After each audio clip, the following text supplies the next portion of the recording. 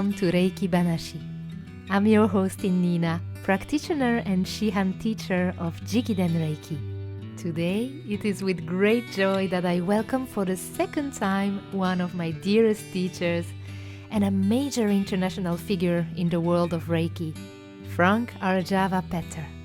He is the author of many best-selling books such as This is Reiki, the original handbook of Mikao Usui, Reiki Fire, and One with Reiki, just to name a few. He teaches all over the world and has conducted extensive research into the origins and history of Reiki, having lived in Japan for 12 years.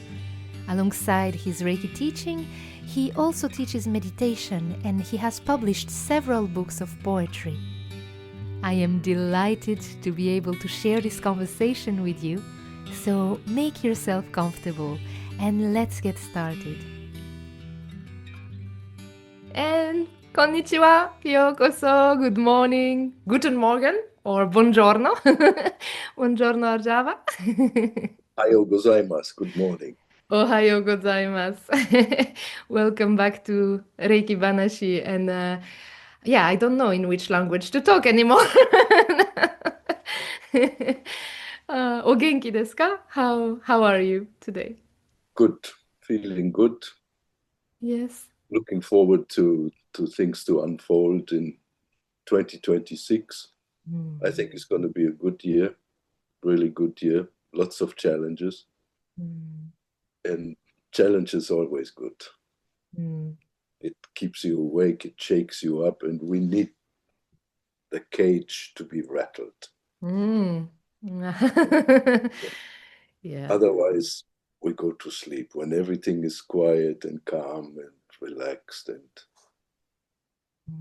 you fall asleep like this.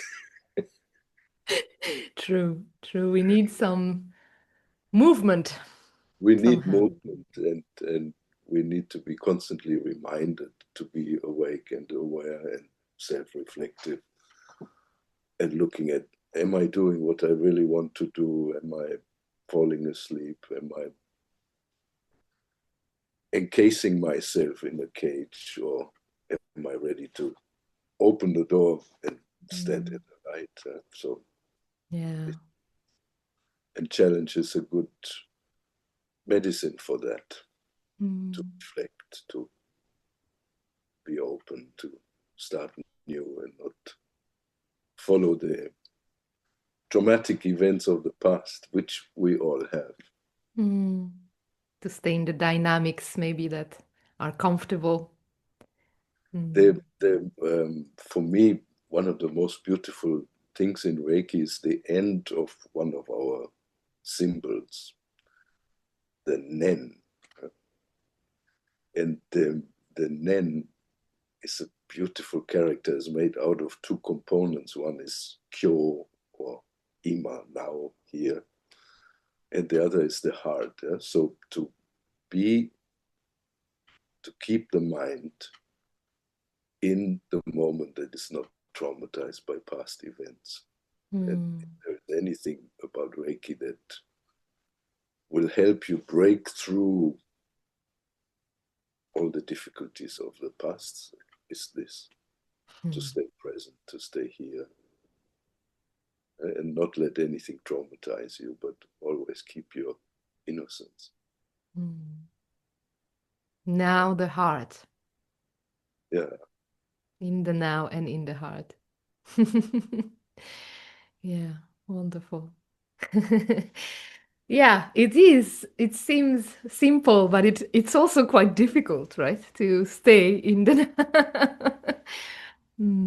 that's Challenge. Challenge is good. Challenge is good. It keeps you awake. Yeah. Stay awake. Yeah. You know, one of the things with you, it's always, I tell you that in seminars, but I usually prepare some questions. And as soon as we start talking together, something vanishes and then there's a flow coming. So, and it's really wonderful. And of course, I want to go through some topics, but it always changed the shape, and you just said this, and of course it's gonna change shape as well in the now and in the heart. Yeah. Neng. I remember the first time that I went for an international workshop was in 1998. So that's almost 30 years ago. I had a friend who was a numerologist and really a beautiful psychic in a way that she wasn't telling you, oh, you're going to get married when you're 28 and you're going to have children, and when you're 36, you're going to get rich and all this kind of stuff. But she was like watching over your shoulder. And she said to me, Arjava, when you go out and give lectures and do public appearances, never plan anything. Just go in like a blank page, like an empty page. And then this is where your skill is, to allow the things to unfold on their own without you planning anything. So this is what I do. And it can be scary in the beginning, but once you get the taste of it, it's so nice, because I have no idea where we are going, Innina. We will see. We will see. We will see. Yeah, that reminds me also, I know you write poetry as well. And yeah, my partner is a musician, and sometimes we're very much in this creative process. And I think it's really like you cannot be in this creative process without having this happening, right? Like without knowing what's going next. It's like it's Is flowing. the beauty of it is that you have no idea. So when I start on a new text, also I have no idea where this takes me. And I love that.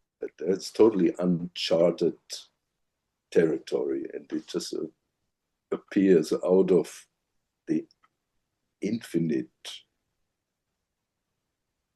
and takes you from the infinite to the infinite. I Yeah. suppose in music and in poetry is the same, right? In art it's the same. Yeah. I was talking with Eri, the calligrapher, and she was saying the exact same thing with her words, right? Like it's like this emptiness, and that you reach, that makes you able to create the movement, whatever movement it is, maybe writing, maybe anything, music, you know. The word emptiness maybe is easily misunderstood, or people get scared of it because they think there's some kind of void. It's nothing, but actually I prefer to look at it in terms of spaciousness, that there Yeah. is infinite space, and in that infinite space everything is there. Yeah? So let that show itself. And that's something I wanted to touch. This is a feeling, being in the Nen, being in this spaciousness, that most of the time we feel when we're in a workshop setting, in a seminar setting, right? But I would love to go in the topic of what happens after, for students, for us, and how to stay in this state, because we tend to be in this bubble with people that are like-minded. We are in this beautiful space created with the experience and with the presence of people. And then we go back to everyday life, right? So, yeah, from your experience, how can we gently integrate what happens in a seminar and stay maybe a little bit with that, or take the experience with us and make it work in our everyday life, busy life, and everything. In terms of Reiki, I think Usui Sensei really set the stage very beautifully by teaching us to give treatments, which is the main practice in Reiki, really, besides the meditative mind that you develop. So in the treatment, when you touch somebody, you have these two spaciousnesses. Two spaciousnesses, yeah. Collide in a beautiful way, that melt in a beautiful way when you touch somebody. After a few minutes, everything disappears. Your judgment disappears, your opinions disappear, your likes and dislikes disappear. Maybe when the client comes in, you think, oh man, he's so fat, he got fat, or the nose is too long, or the hair is too short, or any kind of judgments that we may have. After a few minutes, poof, they're all gone, and you're just sitting there present with the other who's also present, laying there doing nothing, expecting nothing, waiting for nothing to happen. And in that moment of nothingness, things start to move. And that's a beautiful way of keeping present. So Reiki to me is all about learning to be present with what is. The client, however they are, whether they are happy, unhappy, sick, whatever, you're just entering that spaciousness together. And this is great practice to learn for you when giving treatments, to be in that space, to be in that acceptance of things as they show themselves. Yeah, so from a Reiki point of view, I think this is the medicine. What if you have no one to give Reiki to? Because it happens sometimes. Some students say, okay, I have no one around me that is interested, but I love Reiki. What do you recommend in that case? You still have yourself. You have yourself. You can Reiki yourself. You can lay down or sit down and put your hands on your body. And the touch, the physical touch, has this beautiful power of bringing you into the now, into the present. That's what it is all about. So if you don't have anybody else to touch yourself. And the other thing is that we tend to think maybe that a Reiki treatment has to be formal. You have to have a massage table, you have to have a schedule, you have to have clients and all of that. But maybe we can let go of that and do Reiki informally. Chiyoko Sensei used to always say, don't make it so difficult, just place your hand on somebody. So they could be at home sitting on the sofa. If you have a partner or somebody you're living with, you can do your Reiki on the sofa just like that, without, let's say, a formal kind of system. You don't have to go through all these different hand positions or so. You just put your hands on the body and rest them there and let things evolve by themselves. Well, that really is joining something I wanted to touch as well, because some people may think it's so much more complicated, right? Like to have a protocol, to have you need a setting, a official moment every morning in this way. So yeah, it's really helpful what you say, that it can completely be free of that and just like use your hands. Yeah. It can be free. On the other hand, I think what is much more important is the inner attitude that you have. Yeah. So the attitude to develop over time in your practice is to let go of your concepts of sickness,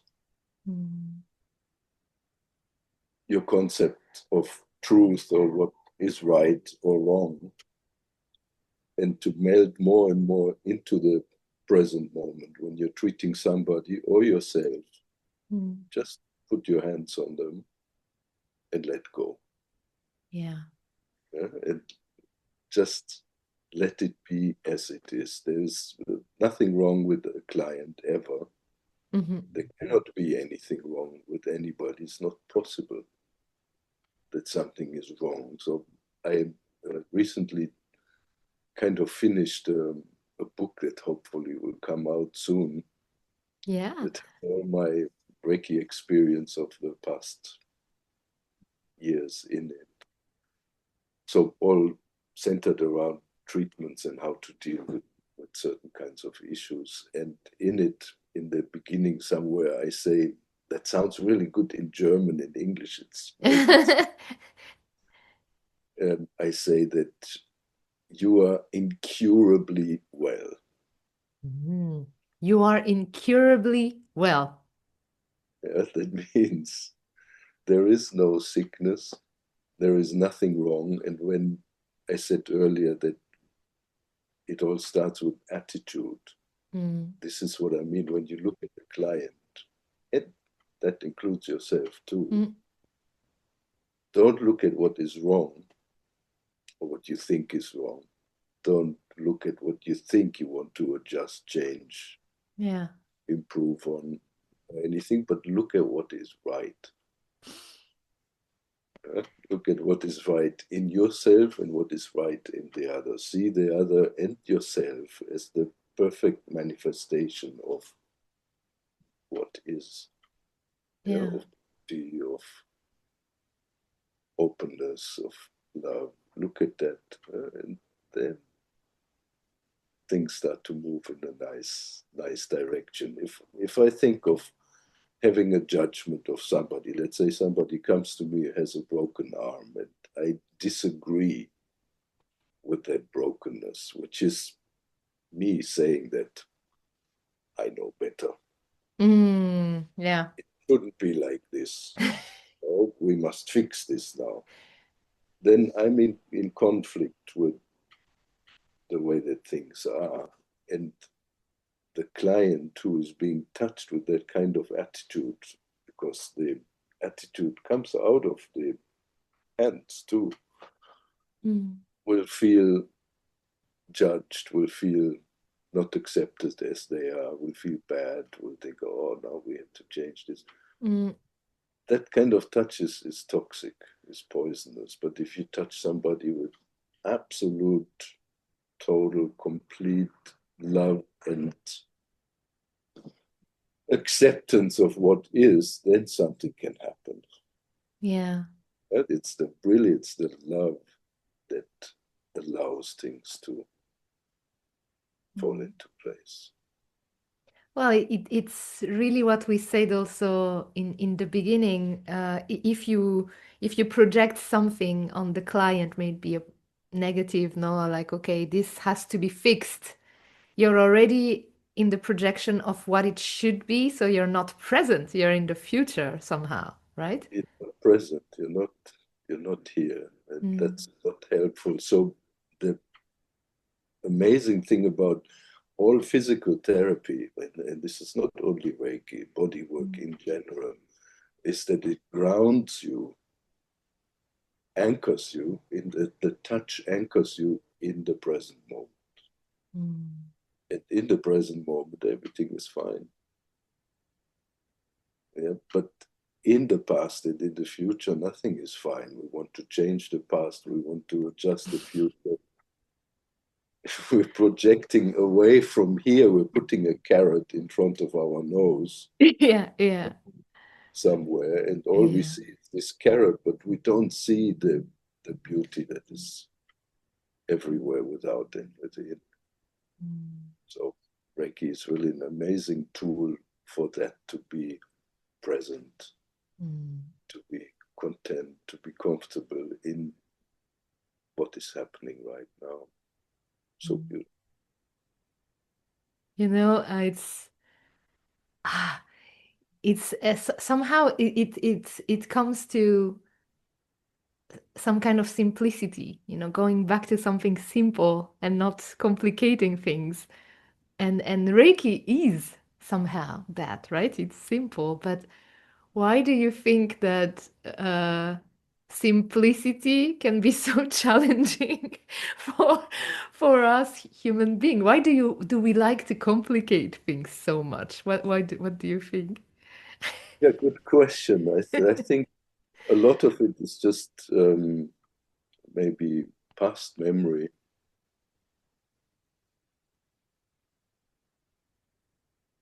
And the underlying idea that we are not good enough as we are,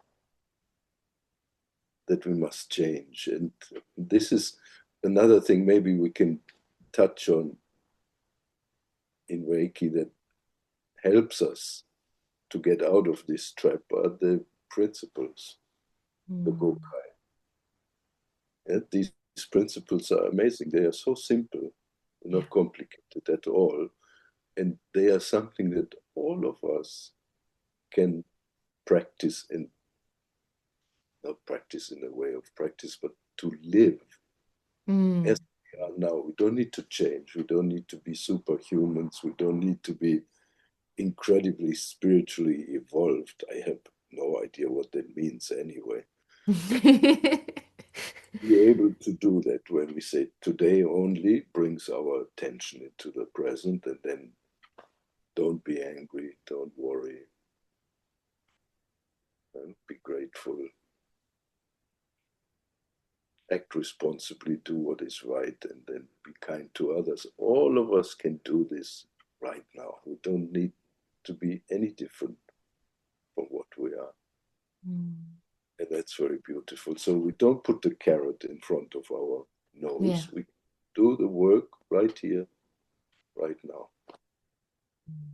And this is what Reiki can teach you. And once you start learning that when giving treatments, either to somebody else or to yourself, it starts to expand into your daily life. Slowly, slowly. There's no rush anyway. There's nowhere to go. There's nowhere to go. This is the practice. And in that way, I think Reiki and meditation are very similar. Same, really, to me. In a way that they teach you just to be here. Yeah. To be present and not to be always hankering, desiring, wanting, changing, improving, but just to be present with what is. And when you're present with what is, oh, it's so beautiful. Every moment is beautiful. Yeah, you're surrounded by this vast universe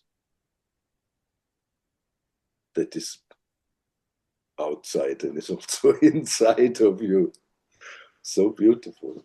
Yeah, this is the practice and the teaching for me. Yeah, absolutely. Yeah. And well, I hear sometimes,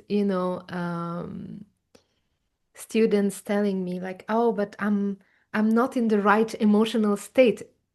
For example, I don't have this feeling of this spaciousness, as you say, to feel in the moment. And so they believe that sometimes probably they need to be calm or centered or emotionally stable to practice Reiki properly. What do you say to that? Yeah, I understand that. This is a kind of a misconception that, again, we think that we must be different from what we are. Again, yeah. It's always Same this thing. projection. It's always this. Yeah? my experience, not only in the treatments, but also in the workshops as a teacher, may go in preoccupied with something, something that you're struggling with in your daily life. But after 5 minutes into the treatment or into the workshop, Yeah. it all goes. The personal stuff goes. You're not pretending, you're not suppressing it, but it disappears and something else takes over. and your personal issues, maybe your emotional struggle disappears for the time of the treatment or the group, and then afterwards, when you're back home, it comes back, and Yeah. then you can deal with it. Yeah. Yeah. So when I notice when I'm teaching, of course, there is this clarity that appears that is not mine, and that is not something that I create, not at all. I just learn to enter that clarity and let that be, and let that speak, and let that do the treatment. So for those of you who are worried about not being in the right place or being preoccupied with something emotional or something you're struggling with, just do your job, do your hands-on treatments, and trust and know that all those challenges will just disappear after a few minutes, and you can deal with them at the appropriate time later. Yeah. Yeah. Wonderful. Yeah.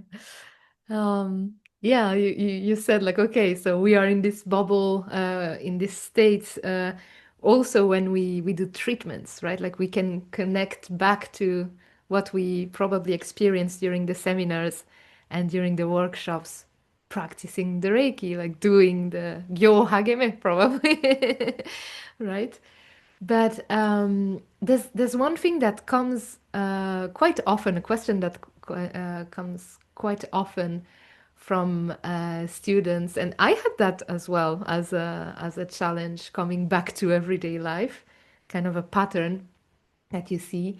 It's that there's a couple setting, so you are the one, or there's a person that learned Reiki in the couple, and then the other one is quite skeptical and not really understanding the practice or interested about that. So um, from your from your perspective, how can someone stay true to their practice without creating tension or distance or a feeling of superiority of sometimes, oh, I know because I do Reiki, in a relationship?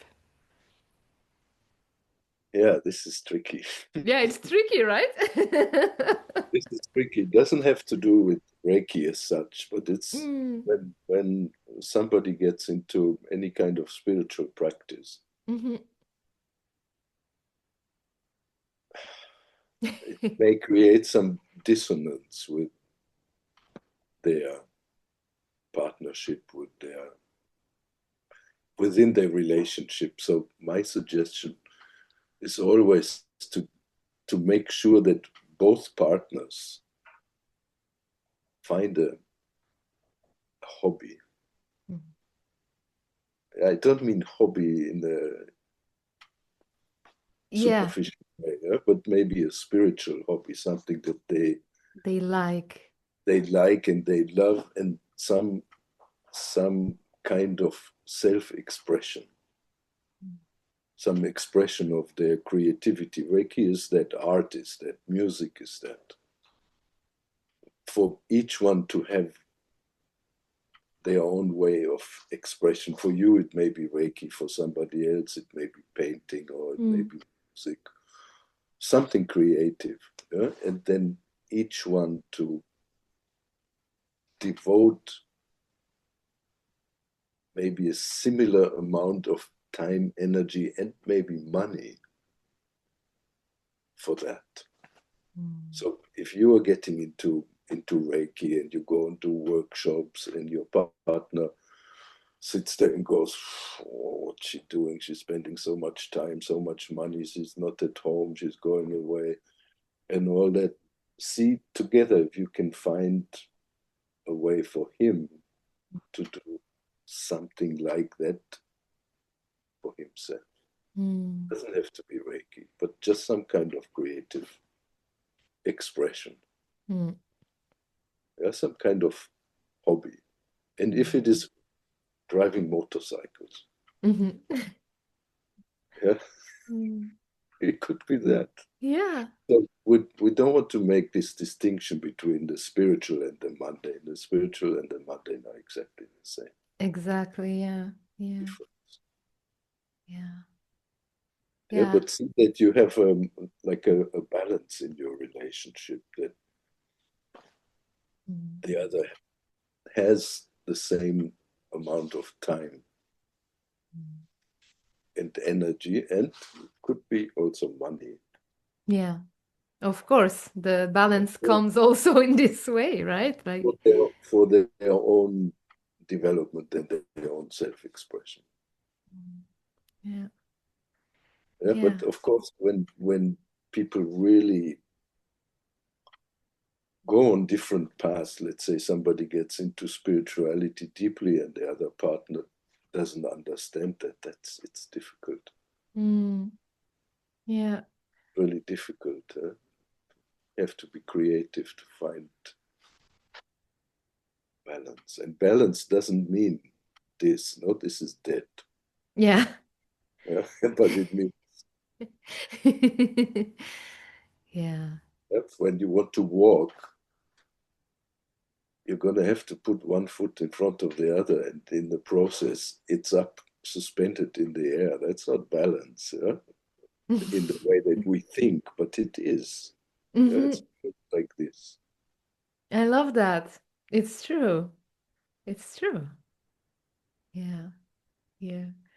I And guess, yeah. maybe, Nina, one of the things is really the idea that is very common, that spirituality is removed from our daily mundane life. It's not. Mm. It's all the same. It's all one package.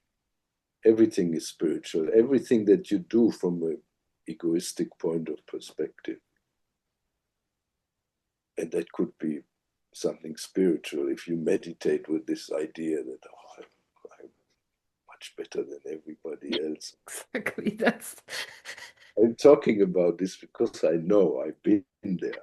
I went through that when I was young. yeah. Then that spirituality, in quotation mark, becomes politics. Yeah. Yeah? It Yeah. becomes mundane, the most mundane thing in the world, just a thing of ego saying that I'm better than you. Mm. I'm superior. And if you do a mundane thing with a beautiful attitude, an attitude of love and devotedness and kindness, doing the dishes, Yeah. that's spiritual. Yeah. So we don't want to divide ourselves in the spiritual and the mundane, but do everything with an attitude of love and kindness, and then you're all right. Mm. Somehow not to separate your practice to your everyday life, right? So, No, yeah. what would they do if I do it, let's say a Reiki treatment, I do one a day, Mm. and for 1 hour I'm in a good space, and the rest of the time I'm a pain in the neck. It's not really helpful. The point is to let that transcendence that you feel when you're giving a treatment, to let that seep into your daily life. Mm. Yeah. And that's why I said with meditation is the same. If you're being meditative and mindful and kind and present 1 hour per day, but that's just not enough. Mm. You want that to permeate your whole life, everything that you do, and that Yeah. needs practice. And there's no, let's say, no goal in that, and there's no way you can, at least I think, no way you can reach that, yeah, that 100%. But the process of learning, of becoming human, is complete when you die. Mm. Well, that bring us back again to it's always coming back there to the presence, because reaching like means that you're not present again. So Your we're project, always going back there, right? your Yeah. project. I remember once many years ago, I had a dream Mm. And in the dream, there was some kind of inner voice that said to me, "You're just not finding yourself because you're always projecting in the wrong direction." And I woke up like, Whoa. What? That's such a strong message. whoa, it was so intense. And from that moment on, I started to point the arrow inwards and not looking at outside, that I have to reach something, that I have to be better than I am. How can I be better than I am? I am. It's true. Yeah. Yeah. Yeah. No, it's beautiful because yeah, coming back inside is probably what helps you also be in harmony with what surrounds you. Talking about the relationship, for example, not before. And of course, it happens that your partner may not be, like believing in what you do. That's what I hear sometimes in students. Uh, but sometimes it's also the environment, maybe at work or the family is not really understanding the practice. So Yeah, some yeah, okay. So if you are new to Reiki or new to yeah some kind of spiritual practice, you tend to have this kind of missionary yeah um, you attitude have in the to beginning. convince yeah Because why you have to convince others? Because you're not sure of Mm. yourself. If you are sure of yourself, you don't need to convince anybody. Thank you for that. Yeah, it's true. So don't need to convince anybody. And I think in relationship, when there is this discrepancy Mhm. and you're moving in different, maybe in different directions, instead of trying to convince the other of what you're doing is right or is good or is spiritual or is more valuable or whatever, Mm. just make it your practice to be present with your partner always when you're with her or him.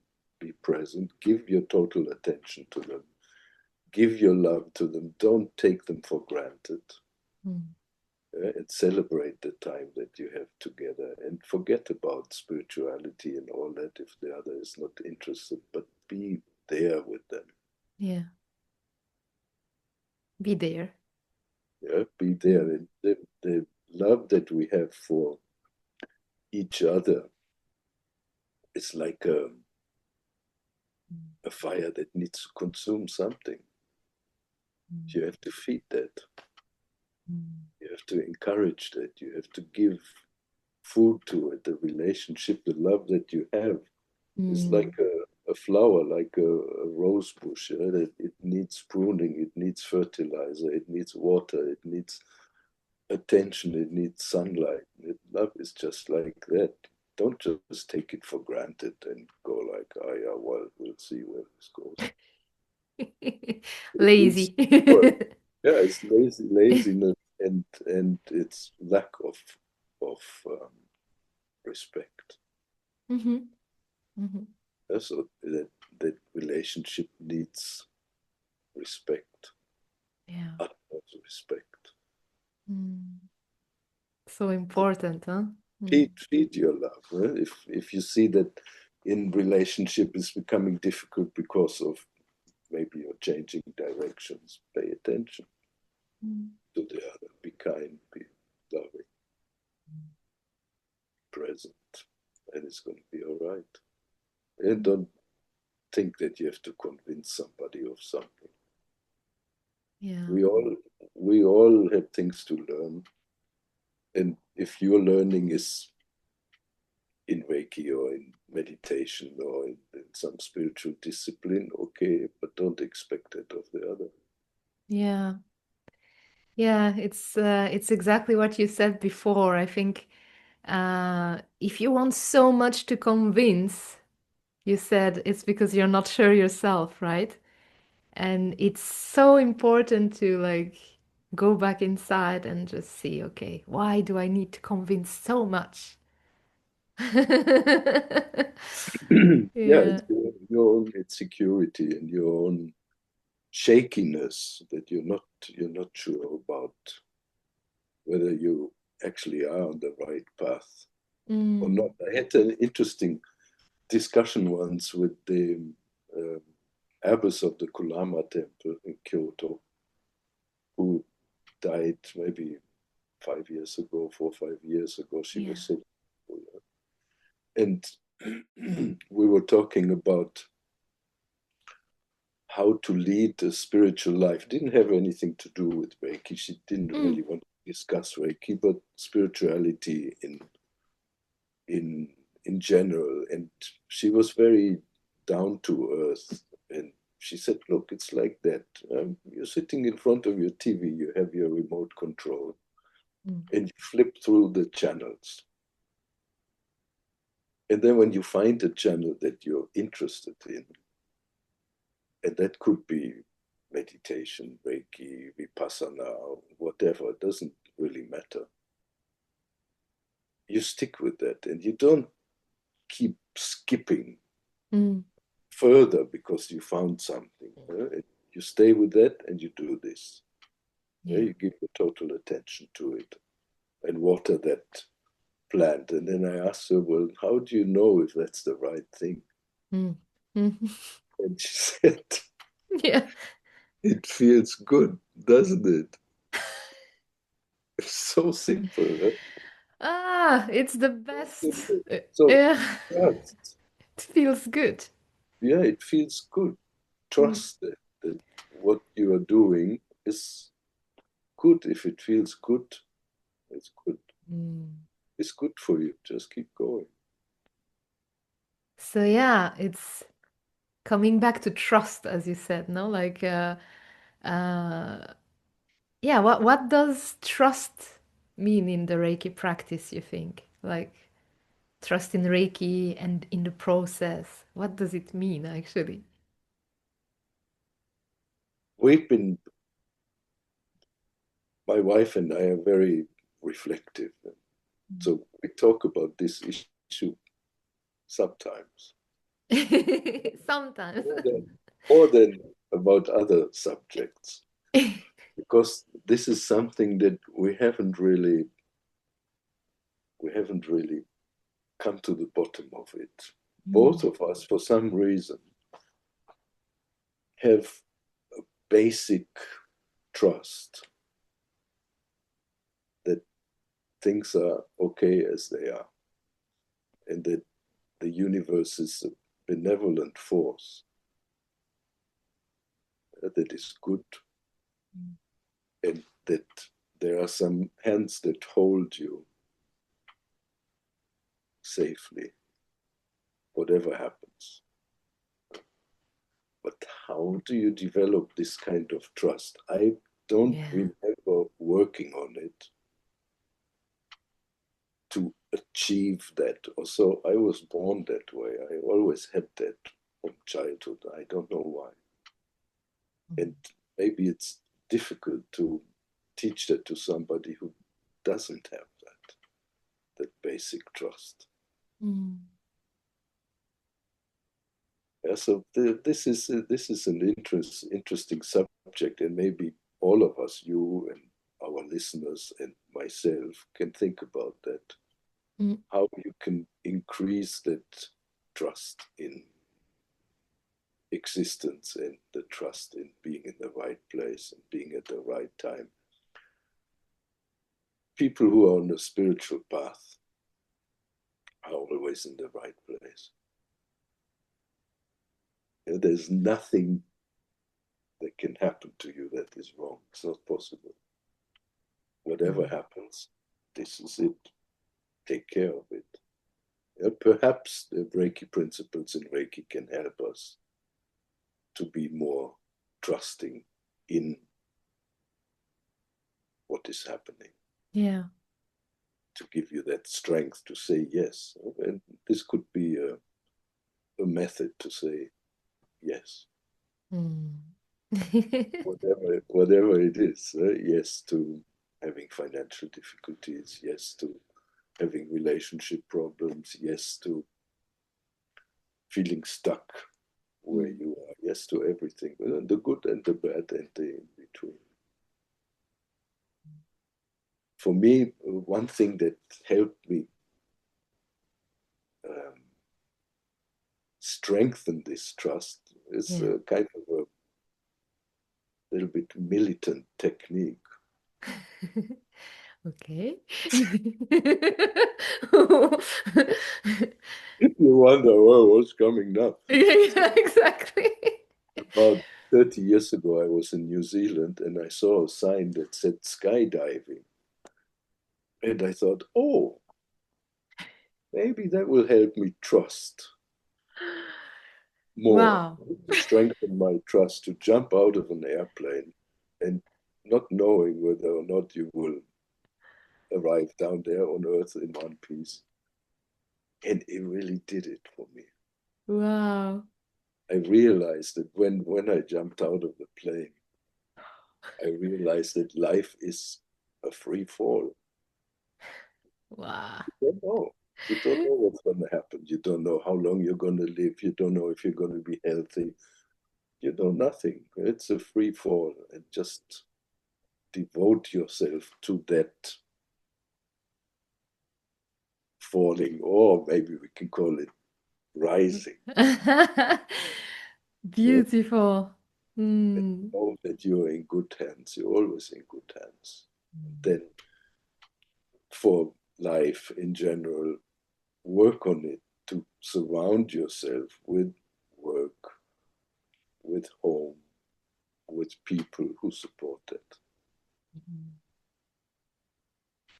And if you're in a disruptive situation at work or in your relationship, see if you can change it and make that one of trust and beauty and love and kindness. And if not, get the hell out of there.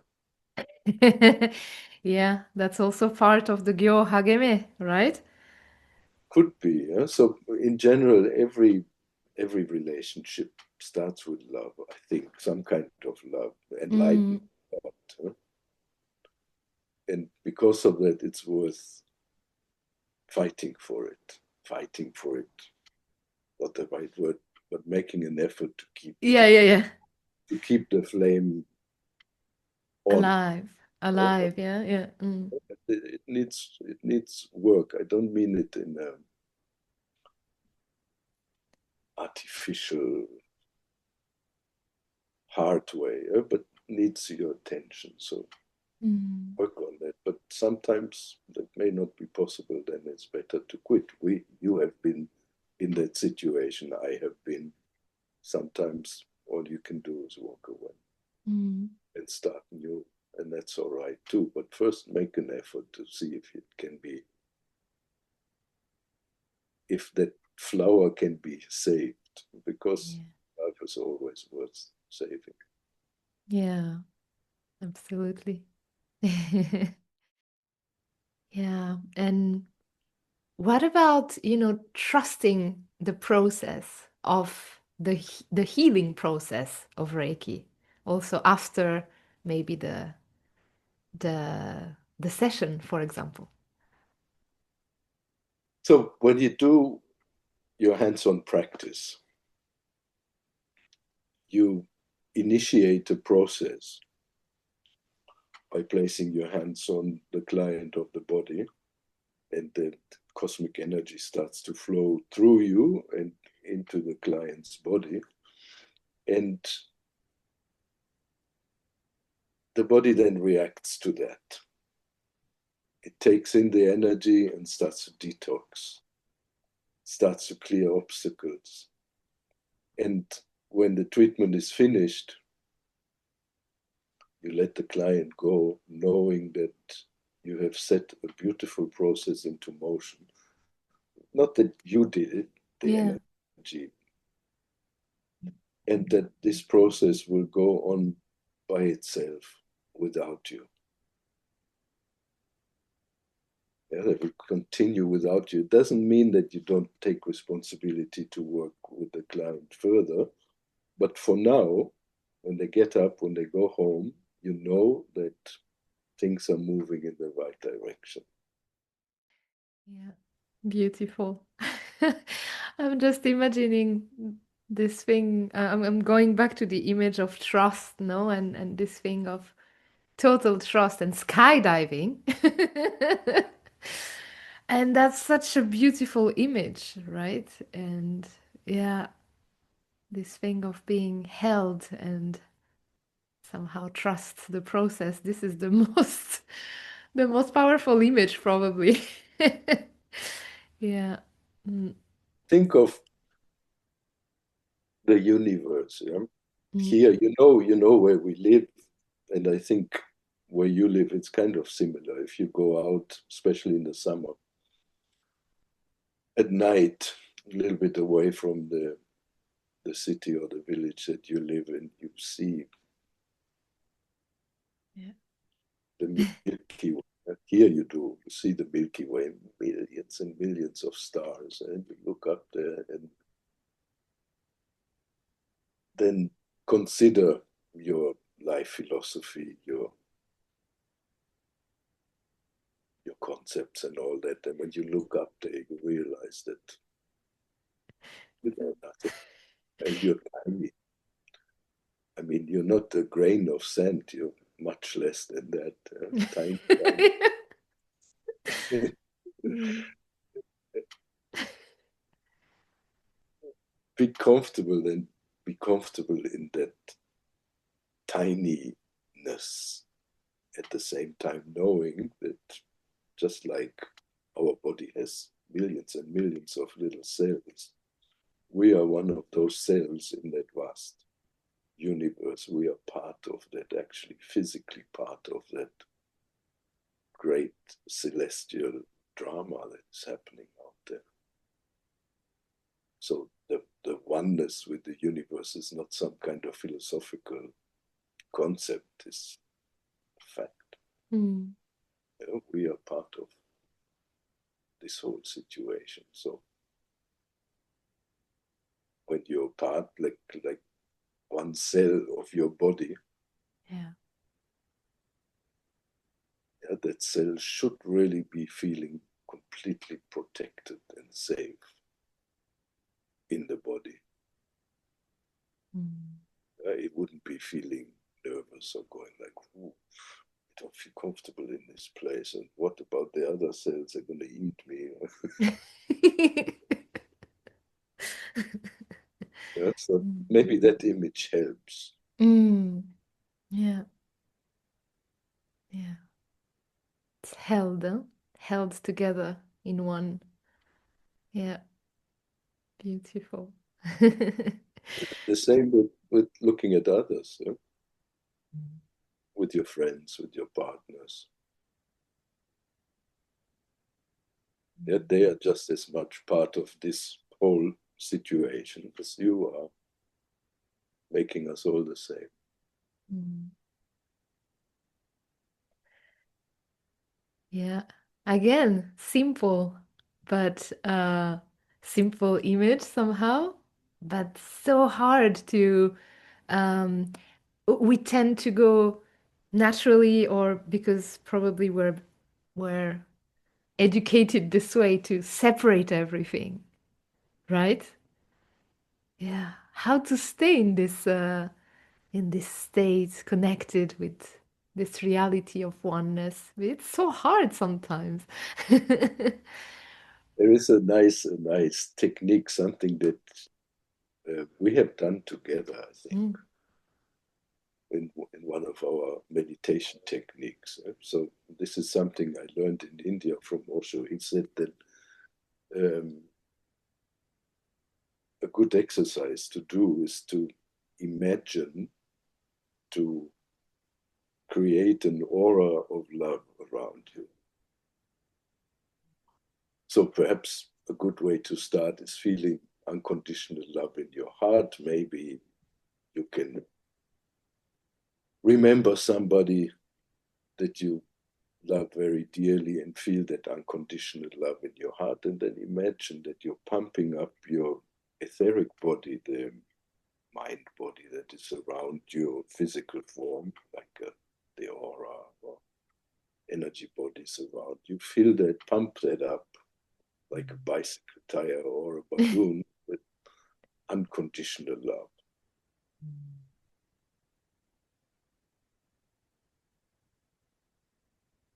I'm just doing it now. Imagine there's this glow around you, and trust that this unconditional love will cleanse and erase the trauma, the difficulties. Just like when you're going into a dark basement and you turn the light on, the light just lights up everything, and the problems are finished. Wonderful. Wonderful. Thank you. Yeah, this is one of my favorite meditation we did together. Yeah, really. That's a powerful tool to go back to ourselves, huh? Simple, again, very super simple. But we are so occupied, preoccupied with the mundane, with our daily lives that we forget. So the meditative practice or the practice in Reiki, the hands-on practice, is just to come back to source, to yourself. All the time. You can do it by treating yourself or treating others. You can do it by breathing exercises, by doing vipassana. Any old technique will do. It's always about coming back home. Yeah. And home is a good place. It is.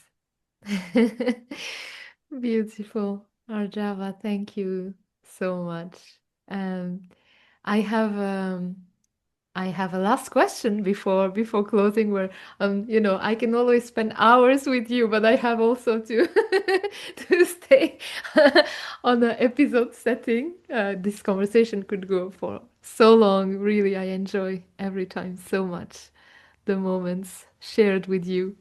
And but I have a question that I ask to all the guests on Reiki Banashi. I don't know if you probably heard that, and probably uh, you already had this question in the past, but I'm interested right now in this moment.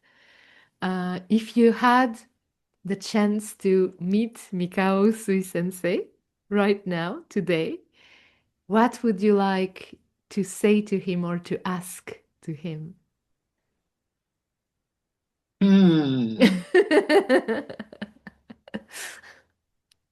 What would I ask him?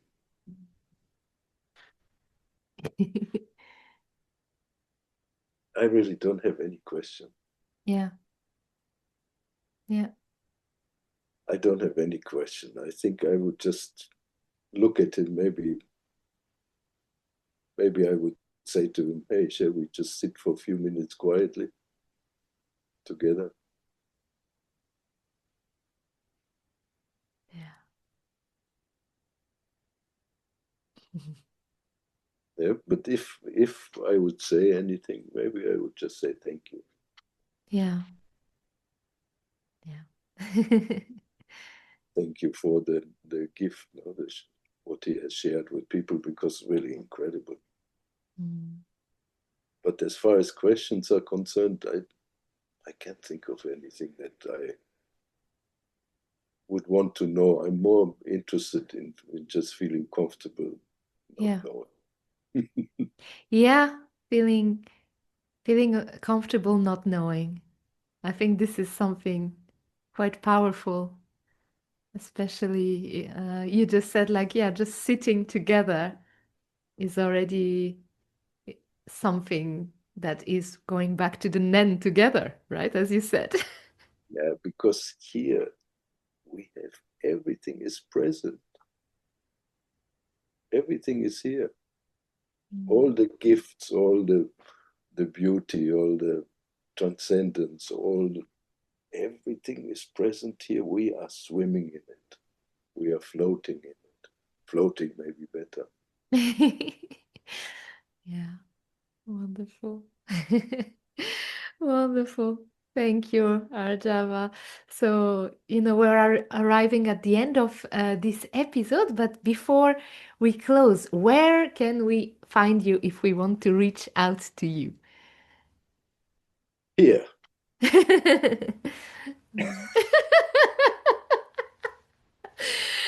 I knew it. Easy, no? Send me an email. Maybe we can put the email address somewhere. Yeah. Yes, absolutely. Come visit us in Lesbos. It's such a beautiful place. Oh my God, it's so beautiful here. Ooh. It's really, really wonderful. I've been now, I think two or three times, two times, and really to be immersed in your wonderful, beautiful dojo, also on this island, it's really, really an experience that can be. I don't even have words to describe it, but for me, it's something that really I cherish and that stays in my heart. So, yeah, it's it's a wonderful place to be with you. Yeah. Right. Arjava, thank you. Thank you so much for this wonderful conversation, your openness, and as always, your heartwarming presence. You know how much I love these shared moments with you, right? So Thank we'll you. we'll see each other soon again, huh? Yes. See you soon. See you soon. ありがとうございました。Thank you. Thank you so much for listening. And again, thank you so much to Arjava. If you'd like to keep exploring these topics with me, you can find me on Instagram or on my website. And if you want to dive deeper or learn more, all the links are in the show notes. If you enjoyed what you heard, feel free to share my podcast with someone you think might be interested. Your support and your time means so much to me. I'll see you very soon for another episode, and in the meantime, take care. ありがとうございました。